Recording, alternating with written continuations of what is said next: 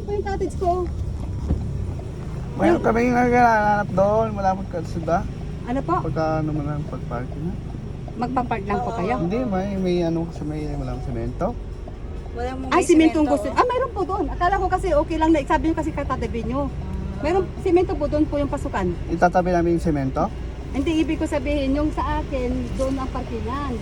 Oh. Malapit lang. Opo, katabi nyo yung cottage sa Arkelay nyo. Magkano yung cottage?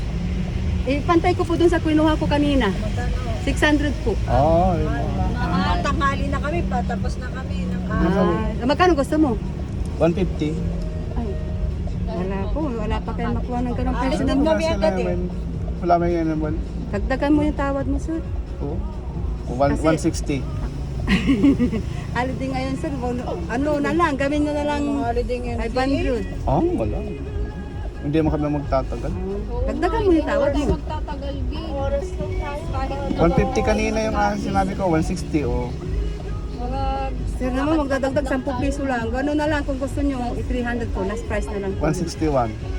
Sir, sir, niluloko na Sa semento, magkano doon? yung simento. Hindi, parkingan po yung simento. Parking lang. Libre Wala mang parking bayad. namin. Libre.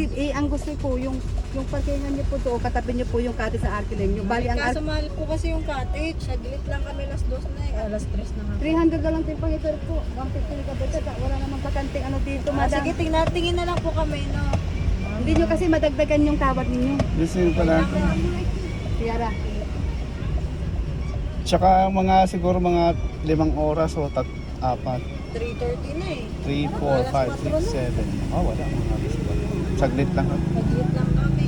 Hindi, maglakad-lakad na lang. Oo. Sige. Sige ho, Bas, salamat. ayaw nyo ng ano, Hindi na ho. 200. Sabi na yan. Ano? Hindi na. Oh. Ayaw mo? Oh, sige.